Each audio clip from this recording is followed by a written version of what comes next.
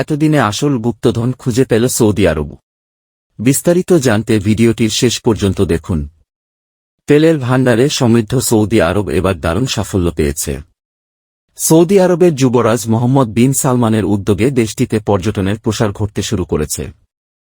সবচেয়ে লক্ষণীয়, সৌদি আরবের পর্যটন শিল্প রাজস্বের সব রেকর্ড ভেঙে দিয়েছে।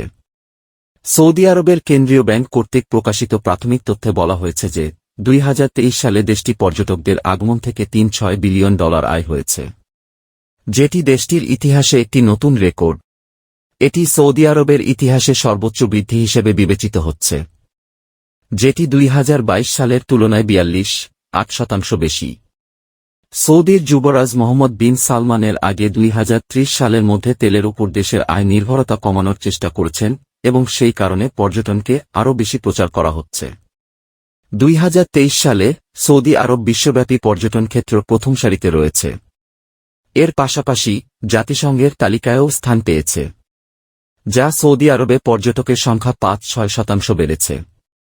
সেখানকার এই সাফল্য জাতিসংঘ, ওয়ার্ল্ড ট্যুরিজম অর্গানাইজেশন সহ একাধিক সংস্থার কাছে প্রশংসিত হয়েছে। উল্লেখ্য, 2023 সাল নাগাদ সৌদি আরব 10 কোটি অভ্যন্তরীণ ও আন্তর্জাতিক পর্যটক পাবে বলে ধারণা করা হচ্ছে এবং এই বিষয়টিকে সৌদি আরবের নীতির একটি বড় সাফল্য হিসেবে বিবেচনা করা হচ্ছে। ফলে 2019 সালের তুলনায় দেশের পর্যটন খাতে ব্যাপক পরিবর্তন এসেছে। হজ ও ওমরাহ থেকে রেকর্ড আয়ের প্রস্তুতি। সৌদি আরব তার ভিশন 2030 এর আওতায় দেশে পর্যটনের প্রচার করছে। সৌদি আরব হজ ও ওমরাহকে কেন্দ্র করে, যার জন্য সারা বিশ্বের মুসলমানরা সেখানে আসেন। ইতোমধ্যে সৌদি আরব হজ সুবিধা সম্প্রসারণে $21 বিলিয়ন বেশি ব্যয় করেছে। ভারতসহ সারা বিশ্বের লাখ লাখ মানুষ প্রতি বছর হজ ও ওমরাহ পালন করতে সৌদি আরবে পৌঁছায়। সৌদি আরব 2019 সালে মক্কা এবং মদিনায় হজ এবং ওমরাহ থেকে $12 বিলিয়ন আয় করেছে এবং এটি $30 বিলিয়ন উন্নীত হবে। মূলত বিশ্বের তেলের কূপ হিসেবে পরিচিত সৌদি আরব এখন তার ভবিষ্যৎ নিয়ে সতর্ক। আজ চীন বা ভারত সর্বত্র বৈদ্যুতিক গাড়ির উপর জোর দেওয়া হচ্ছে। এতে ভবিষ্যতে তেলের ব্যবহার কমার সম্ভাবনা রয়েছে।